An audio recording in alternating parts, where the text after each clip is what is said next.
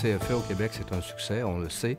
Inspiré de ça, DID a adapté le modèle pour les pays en voie de développement. En Zambie, on est là depuis 2009. On a construit l'institution, on est parti de zéro, si on peut dire. Et aujourd'hui, l'institution, c'est celle qui possède les plus grandes parts de marché sur le territoire zambien. On est à travers le pays. 150 emplois directs créés, 20 millions en prêts déboursés, des prêts moyens de 3 000 $ qui ont créé entre 5 000 et 7 500 emplois. Le succès des CFE à l'étranger repose en très, très grande partie sur l'équipe qu'on a constituée. Et on a la chance de pouvoir compter sur beaucoup de ressources multidisciplinaires qui viennent essentiellement des CFE Desjardins et du réseau des caisses Desjardins. Ces gens-là évoluent dans un contexte culturel, une langue de travail différente que le français, contexte juridique qui n'est pas le même, contexte organisationnel, contexte concurrentiel différent.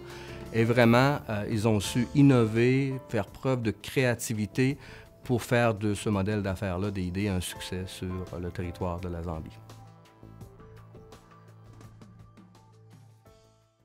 Pour nous, lorsqu'on met en place des systèmes informatiques dans les pays en développement, l'objectif ultime, c'est d'améliorer l'accès aux services financiers des populations locales. En 2011, la direction des solutions technologiques de DID, on a travaillé principalement sur la mise en place des systèmes d'intelligence d'affaires qu'on a développés depuis 2-3 ans. Mais l'informatisation n'a pas commencé là. Ça a commencé il y a une dizaine d'années par le déploiement du système transactionnel bancaire qui s'est fait au fil du temps dans plus de 1000 caisses populaires dans les pays en développement. On est une douzaine de personnes, des informaticiens et des experts en opérations bancaires qui travaillent en partenariat avec les équipes locales dans les pays en développement.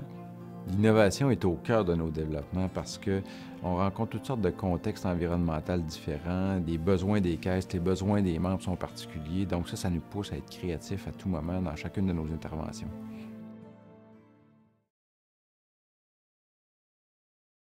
On veut que toute cette expertise-là qu'on a développée ici au Québec serve à nos partenaires des pays en développement pour qu'eux aussi puissent jouer un rôle important dans le développement économique, puis dans la réduction de la pauvreté dans son ensemble et surtout dans la réduction de l'insécurité alimentaire puis de la sous-alimentation. Donc, par exemple, au Mali, on a appuyé notre partenaire, qui est le plus vaste réseau de microfinance dans le pays, à introduire au sein de sa structure une spécialisation agricole. On a partagé notre expertise pour qu'il développe une offre de services professionnelle, diversifiée et puis gérée adéquatement. Cette réputation et cette crédibilité que DID a acquise au fil de la réalisation de mandats en financement agricole lui vaut aujourd'hui l'obtention de mandats qui sont beaucoup plus significatifs et structurants. Par exemple, en Haïti, c'est le ministère de l'Agriculture qui a sollicité les services de DID et de ses partenaires pour mettre en place un système de financement agricole et agroalimentaire qui structure globalement l'offre de services financiers, mais à travers tout le pays.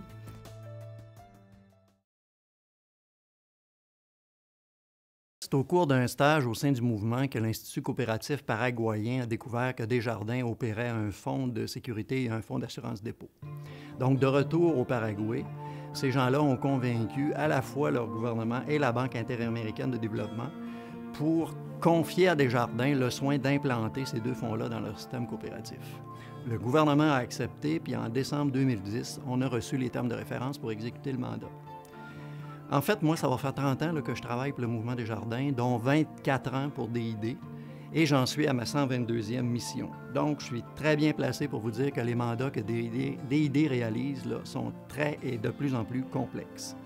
C'est grâce à la très grande expertise des gens de Desjardins et à leur support constant qu'on peut réaliser ce genre de mandat-là. C'est ce qu'on a fait. On est allé au Paraguay l'an dernier, on a développé des modèles, on a fait des propositions et ces gens-là nous ont dit qu'ils étaient très satisfaits de la prestation qu'on avait livrée.